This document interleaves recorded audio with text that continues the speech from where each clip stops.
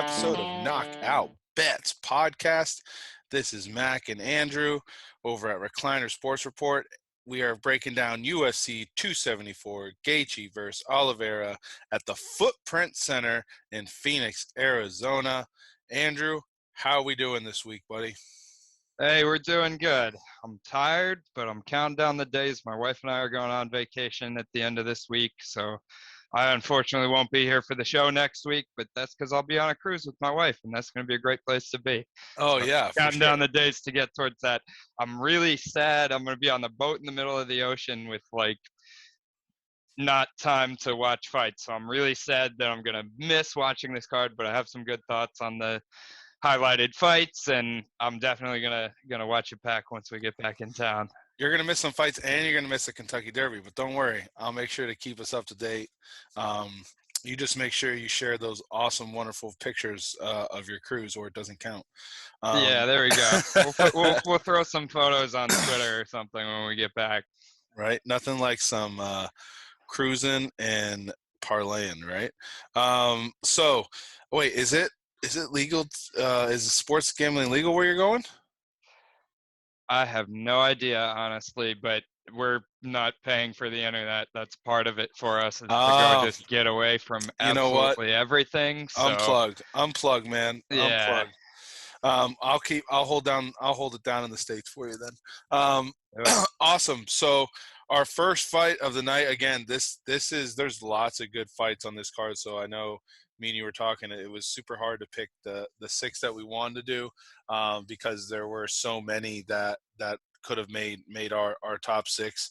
And I have to say, while you're saying that I'm going to take a little bit of an L. The first one that we picked, it's an interesting fight to talk about, but should have picked Roval and Schnell. We picked a different interesting fight, but I'll take the whatever the opposite of credit is for that. My fault on this one. No, it's okay, because again, I like this first matchup we're talking about. We got Tracy Cortez, who's 9-1, versus Melissa Gatto, who's coming at 8-0-2. These are two very tough fighters, and I'm glad I think this is just good matchmaking by the UFC, putting two people at this level against each other, because again, eventually they're going to have to fight. So let's just start them off and let's just see who because again, we're talking 9-1 versus 8-0. I mean, these two are that they've shown that they know how to win fights. So why not put two of the top people in that division against each other right now? So go ahead, give me your first thoughts and what you're thinking for this one. I mean, one of the reasons we chose to talk about this one is I think you're talking about two women who are on the come up. They're both undefeated in the UFC. They're both going to I think be ranked fighters here shortly. I think probably the winner of this fight ends up in the rankings as soon as next week. And even the loser of this fight, I think, will end up being a ranked fighter at some point in time. Just might take a little longer. So, I mean, this whole card is stacked top to bottom, but this is a really great fight to be. I think this one is even on the early prelims, not even on the regular prelims.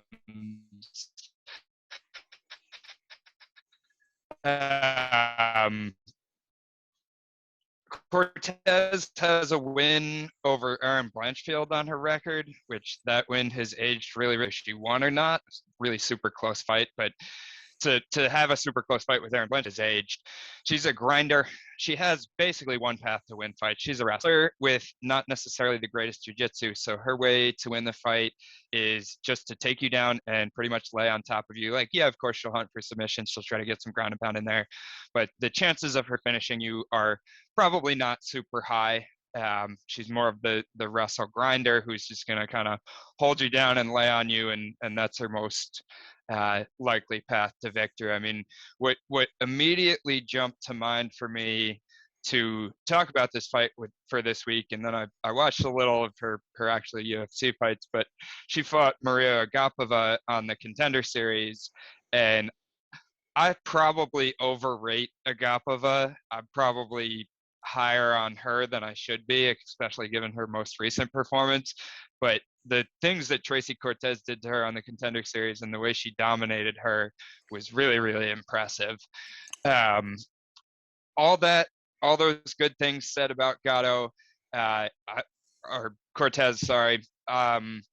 There's a lot good to say about Gatto too. She has incredible jujitsu. I mean, if she gets on top of you, you are in a world of trouble. And even if you get on top of her, which is Tracy Cortez's path to win the fight, she is dangerous off her back with submissions.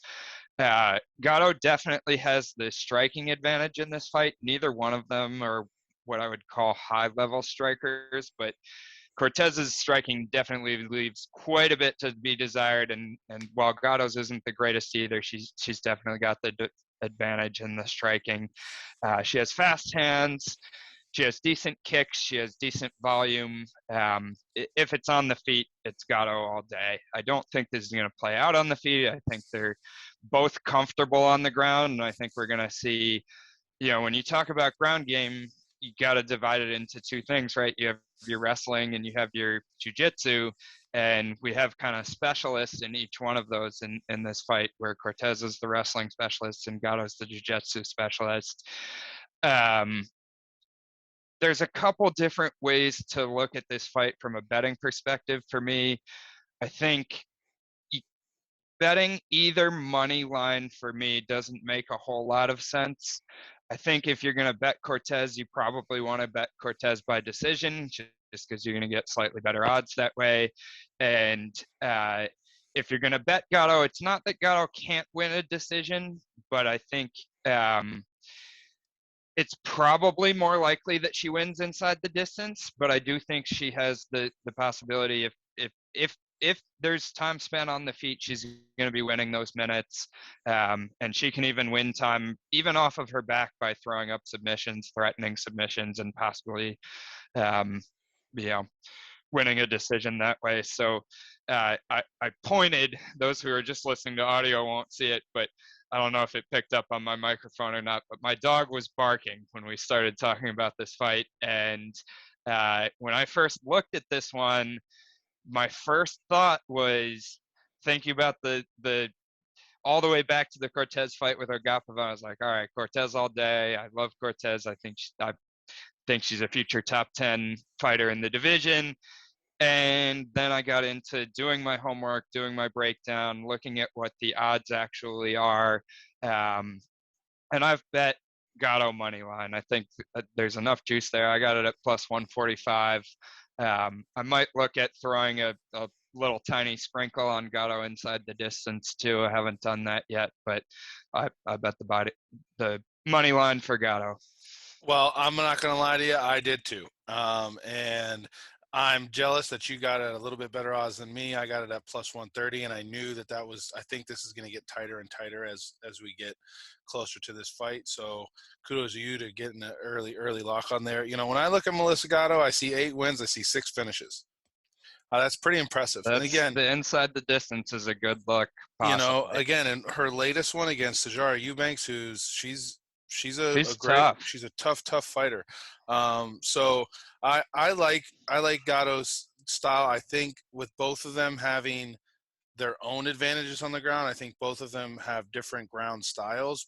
And again, when you see fighters like that, all it takes, I mean, we've seen this time and time, all it takes is really just getting in one bad position. They're going to look like a bunch of snakes, like, and a bunch of or your whatever cord drawer you have. That's what they're going to look like, trying to get them all scrambles and that untangled. Kind of thing. So I think here what it really then comes down to is, again, the striking. And I think Gatto's got a slight advantage there, because I think when you talk about if this thing is going the decision, which we know Tracy Cortez can do, was there significant volume then thrown by Gatto? And again, we won't know how that plays out, but the statistics would show, that Gatto's going to put out more volume, and she's gonna have pretty good defense. And then again, I think both of them, with their grappling, I think, even with Cortez having technically slight advantage on the numbers there, I still think in terms of when, like you were saying, what Gatto can do when she's on the ground, kind of just makes her makes her a little bit different of a fighter, and something to definitely worry about. And it's not something that Cortez is going to walk right in there and dominate her on the ground. At least, again, on what film we've watched and what statistics are showing, I think Gatto is going to be able to hold her own.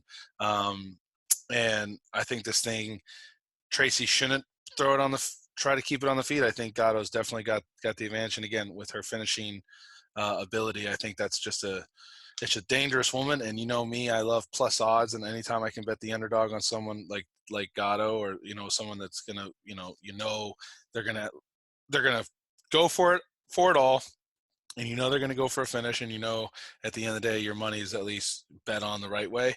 I'm going Gatto as well. I like it. I like it that we both have the dog money. That's makes me Me, feel better right? when you have the same read I do. Yeah, right. All right, so that was Tracy Cortez versus Melissa Gatto. Our next fight is going to be Randy Rude Boy Brown versus Khaos, the Ox Fighter Williams.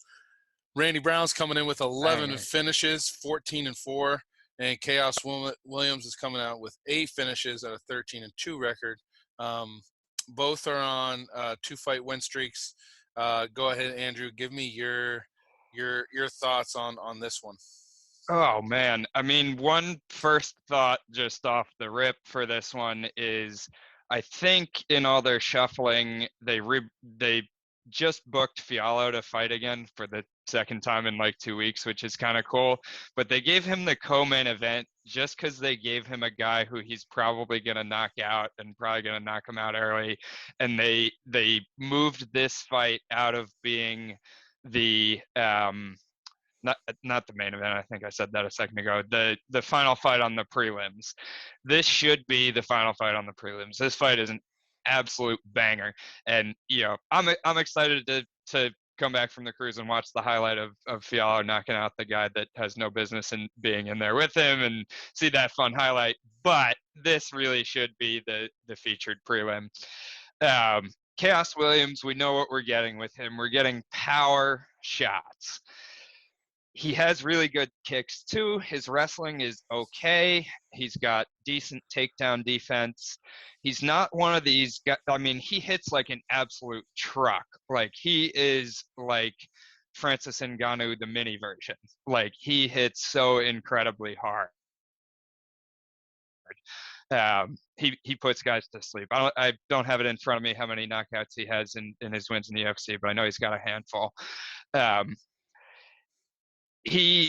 I started to say a second ago, though, he's not one of these guys, though, that just has the huge power and is going to wing one shot at a time and hope that he clips you. He does actually have decent sort of boxing style combinations. So he's a good striker all around, and he can mix in the takedowns. I don't think that's what he's going to be looking to do against Randy Brown, because he's at a disadvantage if he were to look for something like that. But he does have that in his back pocket. Maybe it's one of those things where it's a super close round and goes for the takedown with 30 seconds left to try to win a round or something like that. But I don't think he's coming here to win rounds. He's coming here. He has 15 minutes to get a knockout. I think if you're betting Khaos, you're betting Khaos by knockout. That's the way it looks to me anyway. I do not have a bet on this fight yet. I'm super torn. But I'm sort of leaning, sort of trying talking myself into betting Khaos by knockout. Randy Brown, he's definitely the more well-rounded guy. He's probably has better, more technical skills just about anywhere the fight goes. Like, his boxing is definitely more technical. He's got kicks, which Khaos also has, but Randy Brown's better with the kicks. Randy Brown's striking defense is not the greatest of all time, which is definitely a worry when you're going against a guy with hands of steel that can knock you out. Brown has been knocked out a couple of times in the UFC. Has for sure a grappling advantage for Brown here, a pretty big one. Brown's got pretty good BJJ. He also probably has the better gas tank of these two guys. He's strong in the clinch.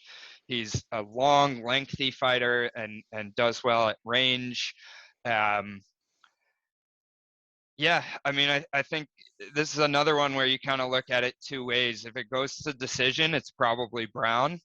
Um, but Khaos has shown, I mean, in his first couple of fights, I think he was starching guys in the first round. But I forget if his most recent fight or two fights ago was losing the fight and starches the guy in the third round. So he shows that he carries the power through all three rounds of the fight. So I'm leaning towards betting Khaos by knockout, but I don't have a bet in yet. Yeah, it's when you look at these two right off just the off the paper, right? Body size. Chaos looks like the thicker, bigger man. But weirdly enough, Randy Brown, just because he has a slight height advantage, comes in a little bit heavier. Um, you know, for me though, where I'm leaning Randy Brown is when you look at two fighters like this who have such distinct styles, you have to then, for me, I like to really drill then home like, all right, well, what do the numbers add up on? And although Chaos has a slight advantage, he has 5 strikes landed per minute to Randy Brown's 4.21. Um, Randy Brown throws at a higher percentage accuracy by 10%, and he takes less hits and has better defense. So I think he's definitely going to need to utilize that because he does not want to stand and trade shots with Chaos. I think, like you said, it's not like Chaos is going to get tired. He's going to lose his power. He's shown that he can even still bring the power well into the deep rounds of the fight. But I do think where Randy Brown is going to exceed here is definitely in his grappling. I mean, you're looking at across the board, he wins in every single category by significant amounts. And it's not even, I'm saying it's not even close. And I think when you look at someone like Randy Brown, who's long, he's lanky, if he can get into the good positions where he can really just cover him up, I think he's going to be really, really successful. And I think, someone like Chaos, maybe he'll even give up his back to try to get out of something, and then you're looking at maybe even possibly a submission. So I'm going with Randy Brown on this one. I'm definitely feeling confident in him. I do like the Chaos KO. I think if this is going to be a Chaos win, it's definitely going to come. And again, where in the fight, who knows? It could happen at all. But I think if Randy stays safe, and I think if Randy keeps that range and then shoots his takedowns and controls this thing and shortens the distance between Chaos's power, right? If Chaos is only able to throw from a couple inches away, whereas he doesn't have time to wind up on a big shot or throw a combination. If Randy can get in tight, get this thing on the ground, throw some nasty elbows on the ground, mix in a little bit of his slick striking, I think Randy Brown can take this. I do think the line's right on. I think this is a super fun fight to watch. I think you're talking about all the hype's there for Chaos. He's always been a great fighter. He always puts on a show, and then you got someone like Randy He's not Brown. on this particular Right. card, which is an absolutely stacked card by Yeah, accident. right, exactly. And then you got someone like Randy Brown, who again has such well-rounded mixed martial arts abilities against someone who's just an absolute beast. This is this is like one of those things you see in the movie where you got like the fighter versus the big dude, and like who's gonna win, you don't know, right? Like how many of Right. those like Bruce Lee movies or any type of movie you see Right. I big mean, dudes being come in. lined close to Yeah. a pick'em, which is I think what it is right Yep. now, is the bookies have done their job on this one. Yeah. They've got it right. Yeah. I mean, And it definitely could go either way. either way, so I think you're right. I think the bets are either Chaos by knockout, or you're looking at Randy Brown take the money line, whichever one. It's a good bet either way. But I'm taking Randy Brown just straight to win for this one. All right, that was Randy Brown versus Chaos Williams. Next up, Jesus, this next fight. I Oh see. my I don't God. even know. Like, I know you're having that reaction, and I don't know whether the next words out of your mouth are gonna be, "I'm so excited because these guys are legends," or "What the heck is this fight doing happening in 2022? Because it should have happened 7 years ago." We're talking about a guy who Now, again, anytime you see Donald Cerrone, you like automatically assume like, oh, he's the oldest fighter. He's fighting an up and comer, and then I look and see that he's fighting Joe Lauzon. He's older than Donald Cerrone in terms of like length Uh, in the UFC. I mean, Joe came in at 2006. Donald off the Cerrone Ultimate Fighter. Donald Cerrone came in 2011. I mean, Joe was on UFC I mean, 63. Cerrone was in WEC before that, so that's Right. why, because that was before the UFC was, But we're I talking don't about know, the kingpin or whatever. Joe fought on a UFC card that was before the hundreds. I think anytime you fight on a UFC card before the hundreds, you can consider yourself super old, no matter what year you joined. I think this is I don't. I want Donald Cerrone to win so bad, and I love seeing him fight, but man, he's on a 5-fight losing streak right now, and he hasn't looked. He's been looking worse and worse. And I guess you can go back to like what we were talking about, like Alexei Oleinik. You know, it's like, yeah, we love seeing him out there, but like, at what point are you like? But I mean, Oleinik's a little different because he's got that one thing. Like yeah, he right, always can sub anybody you yeah. know, from any position if it Cerrone, gets on the ground. Cerrone to me, I don't know what we're doing here. But then again, you look same thing over at Joe, and you're like, well, what's this guy doing here? You know what I'm saying? So we got a battle of the old guys, Legends, though. and the legends, Hall of Famers. And again, mind you, I would never step in a ring with either one of these because these both could knock me out. But yeah, I'm interested to hear your thoughts on this one. Yeah, so I think I've found two good betting angles for this fight. Ways to make money with plus money on both sides if it gets that far. So let's just talk through the breakdown real quick. So the important angle that I'm looking at in this one is Cerrone is notorious for being a slow starter. He sometimes takes quite a while to get going in his fights. Like he's one of these guys, like we'll talk about Oliveira later, who like Oliveira seems to like get dropped and then he wakes up and gets into the fight. Cowboy's not exactly like that, but he is a notorious slow starter. He's got a Muay Thai style on the feet. He throws really hard. He's got really good combinations, mixes his striking well. He's an absolute legend, veteran of the game, has been in with the best of the best. He's one of these guys, like when you have the conversation about like who's the best fighter that never won a title, and there's probably somebody out there better than him, but not many. He's also got really good kicks. He's good in the clinch. He's solid on the ground, has great submissions. He's just a really good, well-rounded, all-around fighter. And yes, he has 5 losses in a row now, but if you go back and look at the history of his career and the things he's done, I don't think the UFC does it this way, but like if it were baseball or something, first ballot Hall of Famer, no doubt. I think he has like the most performance bonuses in the history of the UFC. On and on and on, you can list the things that he's done. Joe Lauzon hasn't fought in 2.5 years, which I think is important for 2 reasons, because he's also up in age, which in one way it could mean like you're giving the body time off to recover and you're a little fresher than if you were fighting even like 3 times a year at the age these guys are with the mileage they have on them from their previous fights. In another sense, he hasn't fought in 2.5 years, and who knows how much ring rust that leads to. He owns and runs his own gym, which is interesting to note. He also, in contrast to Cerrone, he comes out kind of like a bat out of hell in the first round of his fights. He's a really strong grappler. He's got a ton of heart. He's also good on the feet. He has good snap on his punches. He's technical and quick. He really works on the ground. If he gets to the ground with top position, he's not somebody who's just going to sit and guard. He really works hard to improve position and is really creative with his grappling in that way. And so one bet with Cerrone being a notorious slow starter and Lauzon being a guy that comes out like his ass is on fire is to bet Lauzon round 1. And I think the angle is just in round one. I'm not picking whether it's going to be a KO, TKO, or a submission. I could see either one as a possibility. Just bet Lauzon in round one.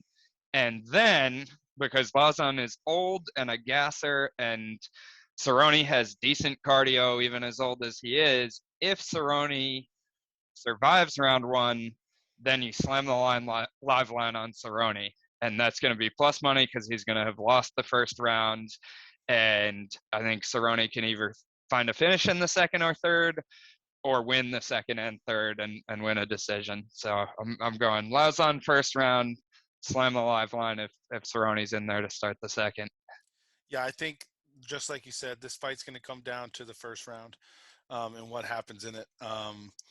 And if Cerrone can make it out of it, his chances are going to get better, even though, like you said, the live odds probably will be swinging towards Lauzon. Now, here's the deal, though. I'm going with Cerrone. I'm not messing around with anything else. I like Lauzon's plus 150 odds, but I'll take Cerrone at where he's at. The Cowboys going to ride off into the sunset on this one. I think the stars are aligned on this one. I think Cerrone, I know he's had a good camp. I know he's put in the work. The guy is doing the right things. He does have the slight advantage on significant strikes, with definitely more accurate strikes and way more volume. And I'm like, I don't know what's going on. Sorry, I've run out of time on Zoom apparently. How? And We went on for like 10 minutes. Yeah, I know. We got 10 minutes left. It says we need to upgrade. So I don't know. Whatever. I guess. Thanks, Zoom. And then you got the slight advantage. Can we just go till that and then do another one and splice it together? Yeah. We'll be fine. Okay. But you got Lauzon with this little bit of advantage on the grappling, but again, not by much. So when I look at that, like you said, I think if Cerrone can keep this thing standing and defend the takedowns, which he does have great takedown defense, not get himself in a sticky situation where Lauzon can submit him, and makes it through the first round, I think we're looking at someone who we've seen time and time again be able to put on performance of the nights, and be able to get the win and ride off on the sunset and watch him chug a Budweiser on the way out. So I'm picking Cowboy to win this one. I don't hate it. I mean, Lauzon's coming off of 2.5 years of not having fought, and so you have no idea what that guy at that age is going to come out and look like. So I don't hate the Cerrone money line. All right, that was Donald Cerrone versus Joe Lauzon. Next up, we got Michael the Iron Chandler versus Tony El Cucuy, the Boogeyman Ferguson. Now, this is a fight on any other card would possibly be the main event, just because these two are just savages. Both absolute have proven time after time again that they are bad men. And again, both are on some losing streaks, but when you look at who they lost to, they're losing to Gaethje and Oliveira, who are in the main event fighting for the title. Bad men. So go ahead, give me your thoughts on this. This one was, I mean, actually, I'm also excited for the next one too. It's a toss up, but I am super excited for this one. But I can't say it's the one I'm most looking forward to, because I am looking forward to the main event. But go ahead, give me your thoughts on this one. Yeah, I mean, like you said, just two absolute warriors in this fight. Both of them have lost to Gaethje and Oliveira recently. Tony Ferguson also has a loss to Beneil Dariush, who's also a top 5 fighter in a really stacked division. So a lot of the narrative that's out there for this fight is, Ferguson lost something in the Gaethje fight, and Ferguson's washed up now, and Ferguson's this, and maybe that's true, but I don't know. There's a little hesitation in my mind that's like we might see one last special performance on Saturday. We all know Tony Ferguson. We love him. He's an absolute wild man. He does remind me, like, just at this stage of his career, like talking about the is he washed up or not kind of thing. A little bit of Darren Elkins, just the way he's worn so much damage because he's been in so many wars over the years. But we saw Elkins turn back the clock last week and have a really solid performance. And obviously Michael Chandler is a much higher caliber of opponent than Tristan Connolly proved to be in the Elkins fight. But just kind of a thought there that's parallel to last week. Tony's probably not going to knock you out, especially at this point in his career. He's definitely more of a volume striker, but he's one of these zombie type guys that just keeps coming forward. He's an absolute total warrior. I mean, the fact that he didn't tap to Oliveira when he's getting his arm like almost broken was insane. Like the guy, in a good way for watching an MMA fight, he definitely has a screw loose. Like, he's not going to tap out. Like he'll get his arm broken before he taps out. Gaethje finished him too, and it wasn't necessarily a bad stoppage, but he just kept coming like a zombie in that fight, and would have gone through the end of the 5th round if the ref hadn't stepped in there. Tony also, we know him, we love him for the amazing submissions that he has. His BJJ is really good. He's super tough. He's probably the better grappler between these two.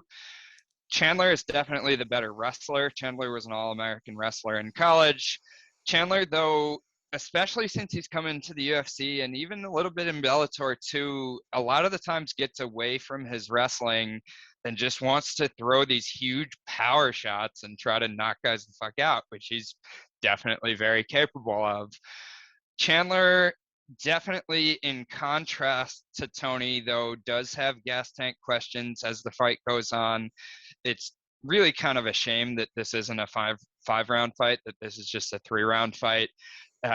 So you have a little bit less of those questions for Chandler, but even so, as we get later into round 2 and into round 3, if we get there, that's definitely something that you have to question for Chandler. And even the potentially washed up version of Tony is not gassing out in a 3-round fight.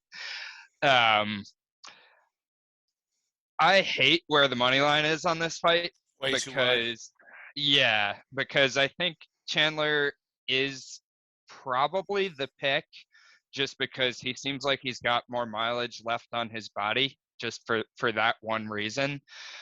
That being said, I looked at so Best Fight Odds has this thing where you can go on and you can look at like what are all the lines on all the books right now, and then you can also look at what did it open up at. So like right now, as we're sitting here recording this on Tuesday night, Chandler's around a -400 favorite, and you're getting about +300, +320 on Tony. Where that started at when the bookies first put the odds out, they had -155 Chandler and +135 Tony, which I think maybe if I was making the odds, I'd make it a little wider than that. Probably put Chandler up close to like -200 or so. But it is insanely wide to the point where I think if you're going to bet on either guy, they're kind of forcing you to bet Tony in my mind. I mean, you're getting +300 on Tony Ferguson. If somebody had said this to you, even I know he signed off a 3-fight losing streak, but even after the Gaethje loss, maybe when his magical 12-fight win streak is over and he has a loss now, and you say in his next fight against anybody at 155 that you're getting +300 on him, everybody would slam the shit out of that. And I get there have been 2 losses since then, and so hypotheticals, whatever, but around +300, I can't put any serious amount of money on it.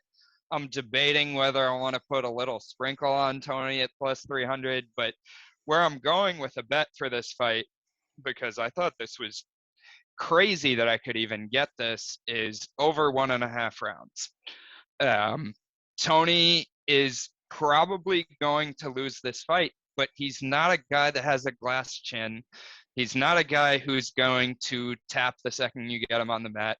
He's going to stay in the fight. And I got over 1.5 rounds at like -150. And I'm not big on betting the rounds over and unders, but over 1.5 for Tony to hang in there against Chandler. Yeah, is there the chance Chandler flatlines him with a punch in the first round? Of course, there's a chance, but I really like those odds to the point where I put 3 units to win 2 at -150 on that. Yeah, that's awesome. All right. Well, we're coming up on less than a minute on this thing, so let me stop recording. What I want you to, We were talking about Tony and Chandler, and I was just saying I bet the over 1.5, and now to you. yeah, man. So here's what's going to happen with this fight. All right. Chandler is going to come out, all right, and he is going to swing for the fences. 100%. This is how the fight's going to happen. So really it's going to come to how tough is Tony's chin, which we know Tony's got a pretty good chin. He's only been knocked out, I think, 1 time. So we know we know he can hang, but with Tony being kind of getting a little, he's had a couple tough, he's taken a lot of damage in his last couple fights. What kind of effect does that have on his body? We'll see. But so is Chandler. Chandler's also been, I mean, he just literally went 5 rounds with Gaethje not too long ago, and that was an absolute brawl. And I think both those guys got automatic suspensions for that for doctor stuff. I think both fighters went Yeah, right to the that was hospital 3 for that rounds, one. but still, it Yeah. felt like 5 with what a war it was. So I think Chandler's going to come out swinging for the fences. I'm actually going to take Chandler KO on this one. I think Chandler. I think you're right. I think the smart move for Chandler would be to dominate on the ground. But Yeah, I so think I said that off camera, so let me say it on. So I think Chandler's easiest path to win this fight is to come out and just wrestle for 3 rounds. While Tony's the better BJJ guy, Michael Chandler is definitely the better pure wrestler. And if he just wants to get the W here, I think his easiest path to get the W is to wrestle, wrestle, wrestle, and just boring decision lay on top of Tony for 3 rounds.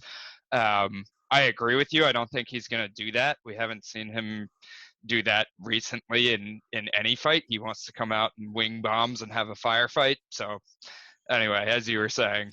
yeah, and I think that's exactly what's going to happen. And I'm going Chandler with KO. I again agree with you. I don't like the line here. When you look at the numbers, these two are just back and forth.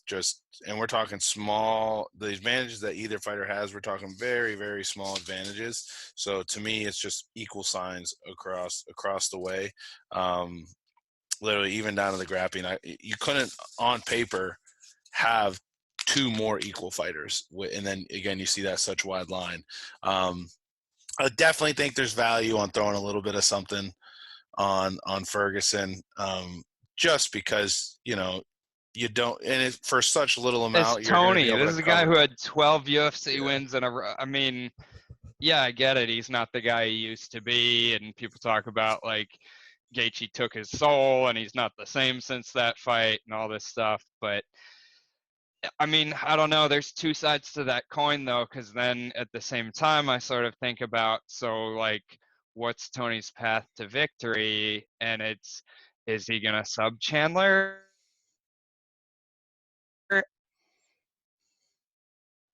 I guess there's a chance, but I don't think it's likely. Is he gonna knock out Chandler? I think that's very unlikely. And is he the most likely path? Is a decision by volume striking? And Tony kind of winning by cards? It's tough to see 35, and now you can get plus 320. I mean, the bookies know what they're doing. Maybe they're off a little bit on this one. I mean, it's obviously gotten absolutely destroyed just in a couple of days. I mean, we're here recording this on a Tuesday. I don't know when those lines opened up. Probably was a couple of weeks ago, but still. really, really wide. But yeah, I'm going Chandler KO. and I'm feeling confident on that one for this week coming up. As long as it's KO in the second half of the second round so that I can hit my over, I'll take it. For sure. All right, that's going to be a war. We got Michael Chandler versus Tony Ferguson. Next up, we have another war against Rose Thug Namajunas versus Carla the Cookie Monster Esparza. Thug Rose 12-4. Carla is coming in at 19-6. Both coming off of wins. Andrew, give me your first thoughts on this one. Oh man, this is one of the most exciting women's MMA fights that there's been in quite some time for me. Um, Thug Rose is just incredible. One interesting stat, you pulled out how Mickey Gall had in 8 fights gone back and forth between winning and losing, and so therefore he was supposed to win a couple of weeks ago. That didn't work out. But chase the patterns. I have another crazy pattern like that. So Thug Rose has had a lot of rematches. She's fought a lot of girls twice, and she is 4-0 in rematches. And so therefore, this fight being a rematch, she should win because she's 4-0 in rematches. So like I mentioned, this is a rematch from a fight all the way back in 2014. This was the finale of the Ultimate Fighter season back then, and it was for the first ever women's strawweight title in the UFC.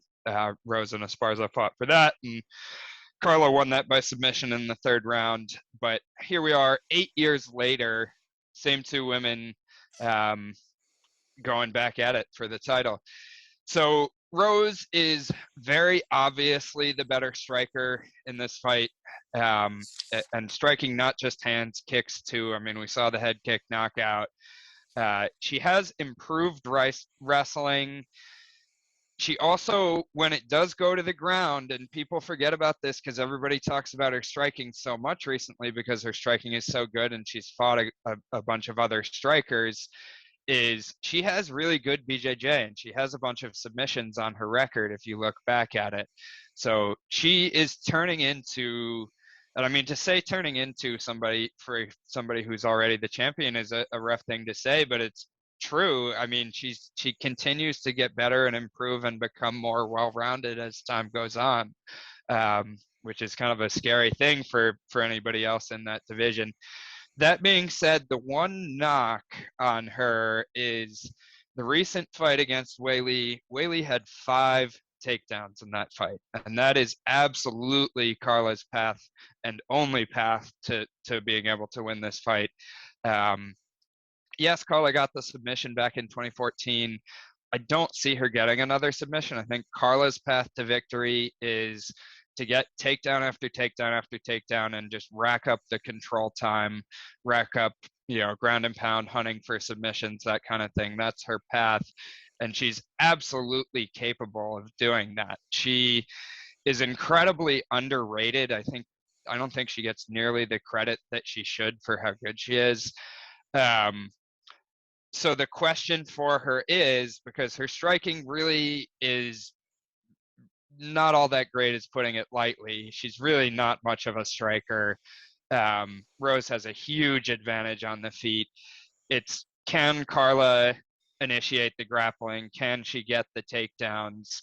And for Rose, can her takedown defense hold up? And if she does get taken down, which she probably will at some point, can she scramble well? And I mean, she probably won't even want to really reverse position. She'll just want to get back to the feet. And I'm having a tough time, honestly, even, talking it out loud, reading my notes. I'm having a tough time making a bet on this fight because Carla's wrestling is just so good that I can visualize the having at least 3 rounds of enough top control to win 3 rounds and then surviving the other 2 and see that path happening. I also can see Rose winning by just about anything except for top control. I think I could see Rose finding a submission. I can see Rose knocking her out. I could see Rose winning a decision.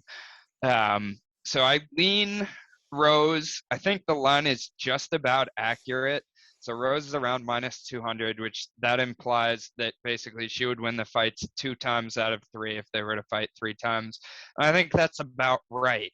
And so because I don't see any value on the money line, and because I don't want to look at round props for this fight, I think I'm just going to end up with an overall pass, which is tough to do like in an exciting title fight like this, but I'm just not feeling any kind of good read anywhere, so I think that's going to make it a pass. Well, I am all day slamming Thug Rose. I knew you would be. All day, and there's no other reason not to. And I'm rocking KO too. I think Thug Rose, time after time again, has proven that she is a bad, bad woman. I just saw on Twitter today, they posted like a picture of the evolution of Thug Rose turning into Thug Rose when she used to have the long hair, and now she Yep. just looks like just a savage, just a prisoner. Oh, I saw somewhere somebody made a joke of it thug. on Twitter or something. Somebody said, what if Chris Rock makes a joke about Thug Rose looking like G.I. Jane? I can tell you right now, her slap's going to be harder than Will Smith's. Oh, that's true. My God, Thug Rose, what an amazing story. I love everything about her. No disrespect to Carla. I think her ground game is definitely dangerous, and I definitely is something I think Rose needs to make sure she's been trained in camp. But I know she has a good camp. She has good coaching. I know, again, you got Usman and Gaethje in that same realm for who they're being coached by. So you're talking about a very well-coached individual. You're talking about someone who's going to have a game plan, who believes she's the best, who's going to fight like she's the best. And I think she's going to prove again why she is the world champion. I think she really needs to rely on great takedown defense, keep this thing on the feet. She has to see those shots coming. She cannot not live off her back. She cannot accept back position. She has to get off of her feet. She has to understand that there's a takedown is going to come. All right. But when it happens, you need to get off your back. You need to get onto your feet. If that means you have to give up your back for a little bit to, shake them off, get it to the side. Do not get stuck in the middle of the ring on your back. This will be a dominant performance by Carla if that happens. I don't think Rose is going to do that. She's so technical and she's such a good game planner. I know they're going to have a good game plan to defend these takedowns, keep this thing on the feet, and prove again why she is the Thug and she is world champion. So I'm and slamming. She'll piece her up if it's on the feet. Yep. I mean, 100%. And that's one of the things too, is that we've seen like through her career. Like I talk about, like she's a champion and she's continuing to get better, because that's true, which is scary. I mean, she's beating, and women in title, and she's still better. And part of the reason that is like a few years ago, she didn't look like she had a ton of confidence in herself. And now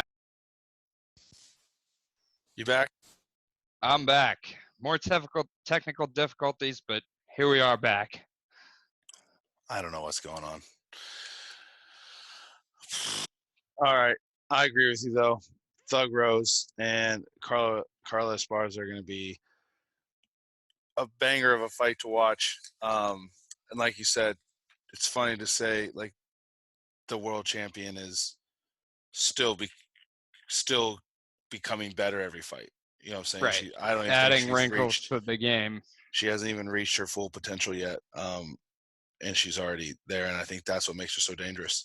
So that is already has beaten like the best in the world, some of them twice. Yeah. So that is Thug Rose versus Carla Esparza. All right.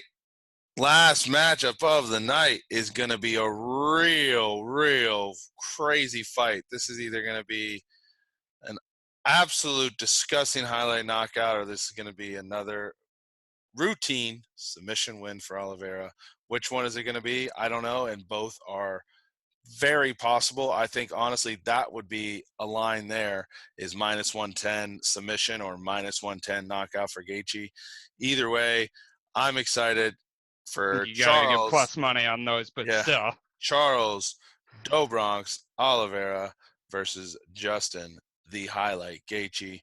Charles Oliveira is coming in at 32-8. He is on a 10-fight win streak, and Justin Gaethje is coming in at 24-3, coming off his absolute monster performance against Michael Chandler. Go ahead, Andrew. Give me your thoughts on this one. Yeah. Well, so I was going to give you my whole breakdown and then tell you where I was going, but because of the way you framed it just in the introduction there, I'll tell you right away where I'm going. I am slamming the under. Um, I I think I said the wrong thing on the Tony fight. I just put 1 unit on the 1.5 on the over there at -150. This is the one that I have at -150 where I put 3 units to win 2 on the under 2.5 on this. I think this is violence all day. I think one of these guys is getting starched or Gaethje's getting submitted. And I don't think it's going to last all that long before one of those things happens.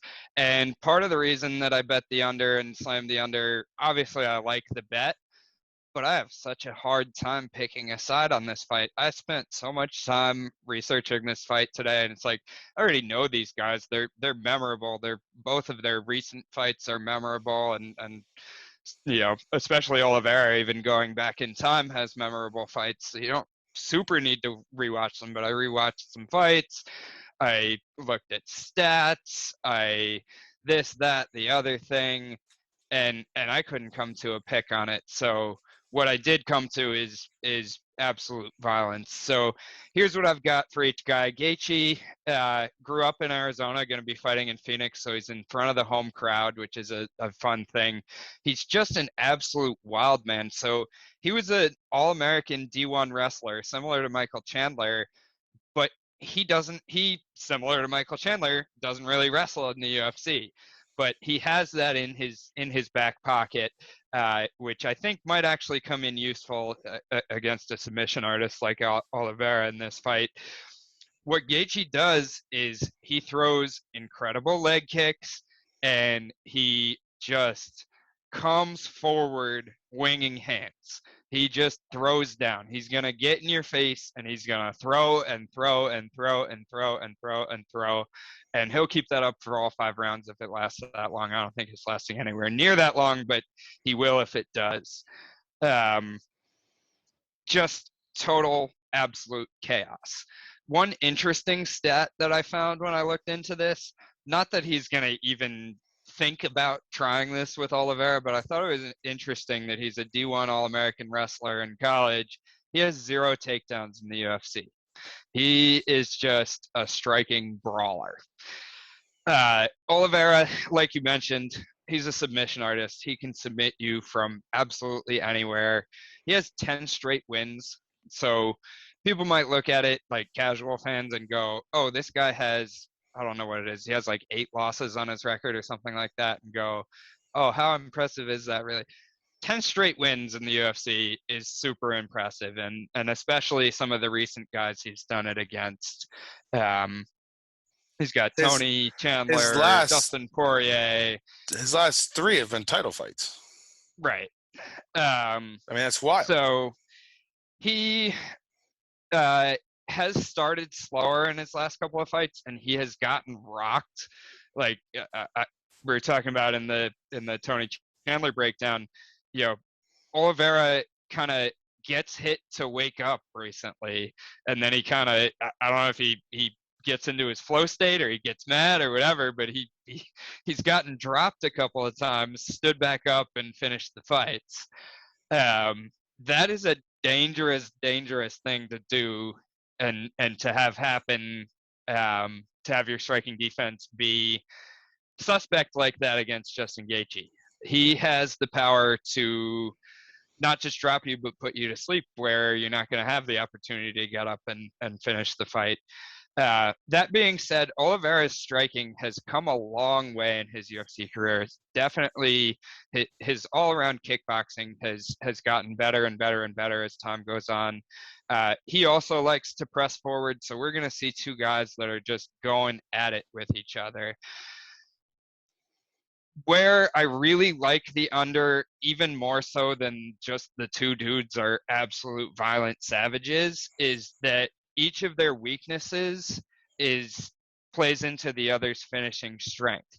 So if this does end up on the ground, Gaethje, despite having that wrestling background, his submission defense isn't all that great. I mean, we saw Khabib, and it's Khabib, so take it with a grain of salt. But we saw Khabib submit him relatively easily, um, as just one example of that. And we know that Oliveira is a submission genius. Um, and on the other hand, we've seen Oliveira get rocked and dropped recently, and Gaethje's power hands are his biggest strength. And so I love the under 2.5. I was surprised, like, so I looked this up on a few different books, and what was interesting is there was only like 2 books that had the under 2.5. I have 6 books, and I think 4 of them set the over under at 1.5 for a 5-round title fight, which is like everybody's thinking violence here to set the line there. Like, this is a 5-round title fight. A lot of the times in 5-round title fights, not these guys, other people, but they'll take the whole first round to just kind of feel each other out and not even really start fighting until the second round. That's not going to happen with these two. But to have books setting the over under at 1.5 in a 5-round fight is kind of nutty. But it shows that other people are thinking similar to me. So I've got the under 2.5 and feeling good about it. I slammed it 3 units to win 2. That's honestly a really good line you found there, and I like that angle you're looking at it. I am definitely worried about Justin's power, but time and time again over these last 10 fights against Oliveira that I've watched, he knows he's been to some dark waters, and he finds a way to win these fights. So there's no way that I can bet against him. I think the one thing you were saying about how like he gets knocked down, I mean, he's kind of similar. I mean, we've seen it twice. It's tough to call it a pattern, but you kind of seem a similar. Fights. But you kind of seem a similar thing like Nate Diaz, where it's like, all right, well, like I'm down here now, you got me, but like come on down. And I think where Justin has to be careful is going to a ground and pound afterwards. I think Justin needs to keep this thing on his feet as long as he can. I think Charles is a good Oliveira striker. could do the Paul Craig where he's getting his face punched in on the ground and submits the guy. So I think when you look at something like that, I mean, again, what I would like to do is see like Oliveira versus Khabib. You know, I think that's a fight of 2 just straight submission artists going at it.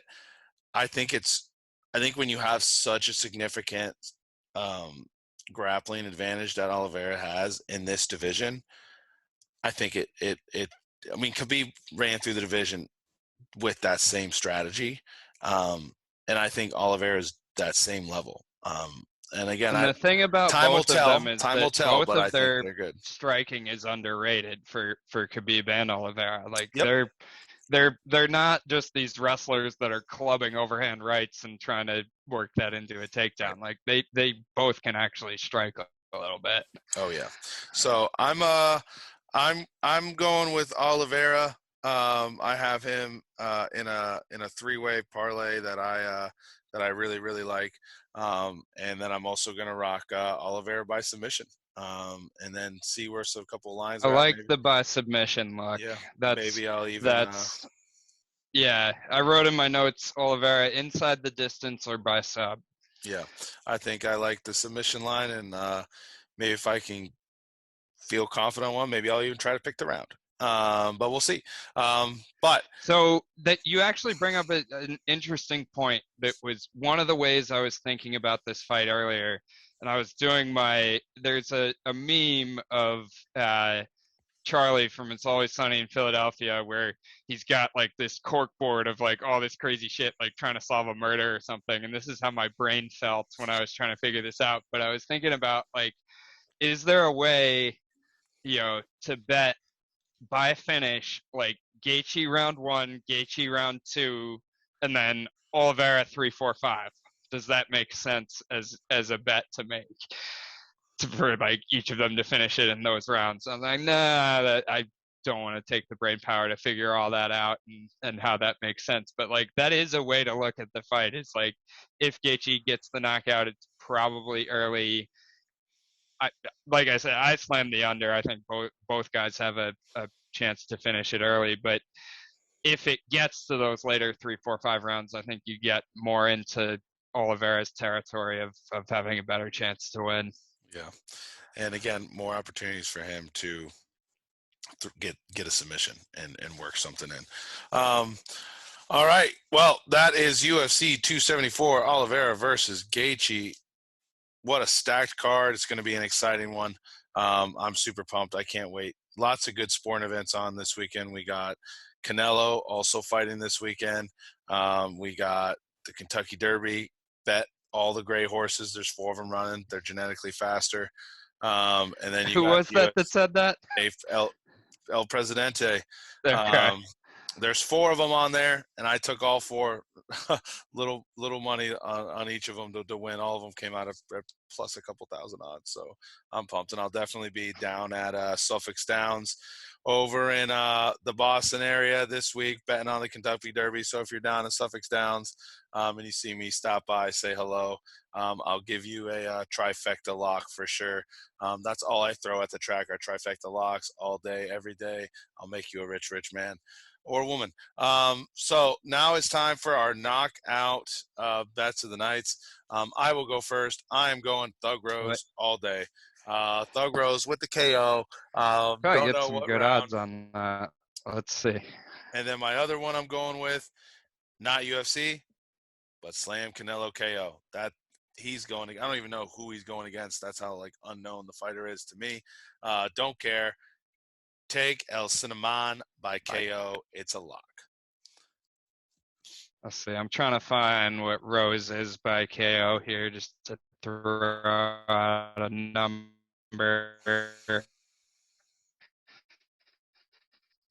And then Rose wins by KO TKO. Wow. This is Rose wins by KO TKO.